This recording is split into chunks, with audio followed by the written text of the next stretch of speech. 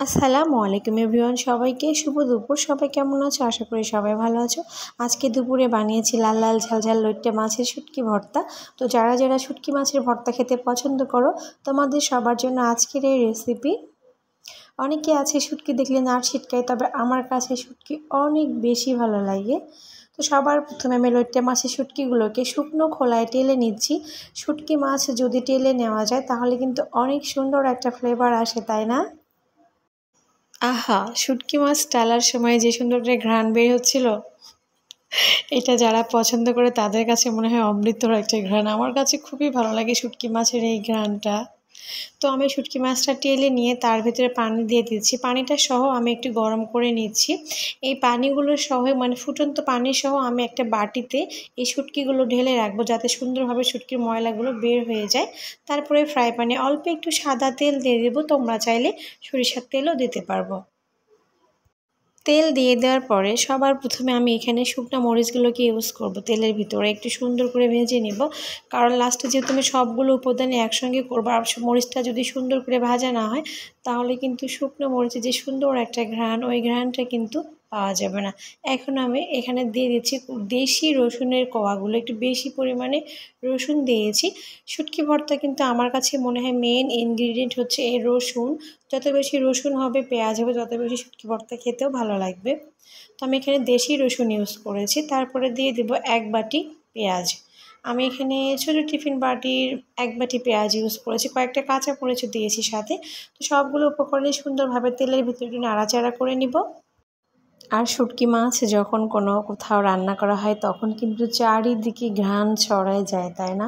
শুধু চারিদিকে শুটকির একটা মৌ ঘ্রাণ। যেমন আমি এখন শুটকি এখানে ভাজি করতেছিলাম, আমার পাশের বাসার ভাবি জিজ্ঞেস করতেছে কী রান্না হচ্ছে, শুটকি মাছ নাকি? তো আমি বললাম হ্যাঁ। তো তেলের ভিতরে পেঁয়াজ রসুনটা ভেজে নেওয়ার পরে আমি ওই তো বাটিতে ভেজায় রেখেছিলাম গরম পানির সঙ্গে শুটকিটা সুন্দর করে পরিষ্কার করে ধুয়ে তারপর আমি পেঁয়াজ রসুনের ভিতরে অ্যাড করে দিচ্ছি। এক একজন এক এক রকম পদ্ধতিতে ফলো করে, তবে আমার কাছে মনে হয় লইট্টে মাছের শুটকি এইভাবেই একদম বেস্ট।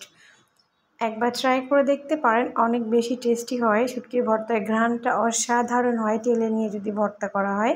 তো এখন এখানে পরিমাণ মতো লবণ দিয়ে দিব। আমি যখন খাগড়াছড়িতে ছিলাম তখন অনেক বেশি শুটকি মাছ খাওয়া হতো, কারণ ওখানে অনেক মোটা মোটা ছুরি শুটকি, লইট্টার শুটকি, এই জাতীয় শুটকি মাছ অনেক বেশি পাওয়া যেত। তারপর আমি এখানে পরিমাণ মতো, বেশি না, অল্প একটু হলুদের গুঁড়াও দিই যাতে কালারটা সুন্দর হয়।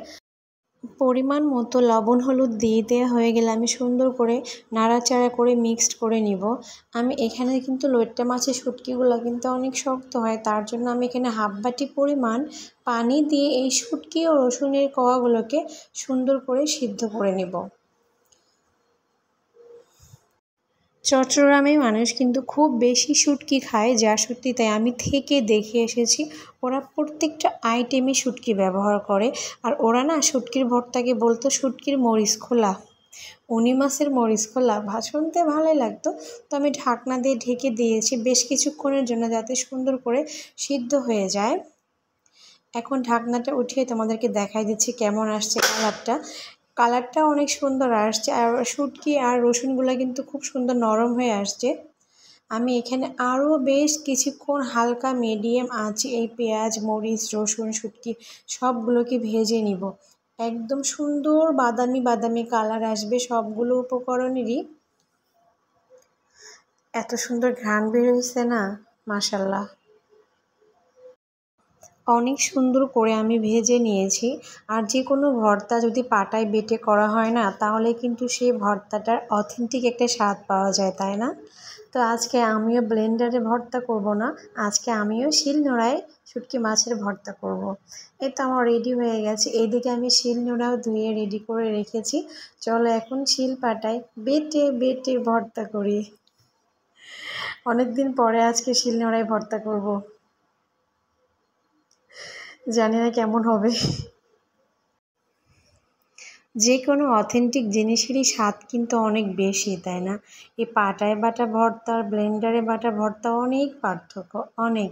এই সেম ভর্তা সেম উপায়ে যদি আপনি ব্লেন্ডারে করেন তাহলে অন্যরকম, আর যেরকম হাতে পাটায় বেটে যদি করেন তার স্বাদটা কিন্তু বহু গুণে বেড়ে যায়। জানি না এরকম কেন, কাজটা কিন্তু সেম, ব্লেন্ডারও ব্লেন্ড হয়, পাটাতেও ব্লেন্ড হয়, তারপরে টেস্টে জানি না কেন এত বেশি পার্থক্য। তো এই তো আমি ভর্তাটা অলরেডি করে নিয়েছি, এখন দেখে আমার জিভে জল চলে আসছে। আমি খুব বেশি ফিনিশ করব না, কিন্তু এখানে হালকা হালকা শুটকিগুলোকে আস্তে আস্তে রাখছি যাতে খাওয়ার সময় দাঁতের মাঝখানে পড়ে।